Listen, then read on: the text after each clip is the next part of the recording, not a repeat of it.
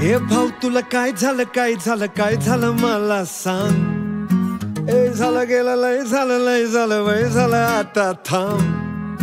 कुणीतरी तुला छळलंय मन लय चुरगडलंय आतमध्ये लय जडलंय तुला कसं नाही कळलंय. मन माझं लय गडबडलंय धक्का बसला धडधडलंय धडफडलंय धडपडलंय वाटर मारून बडबडलंय. मला येड लावलंय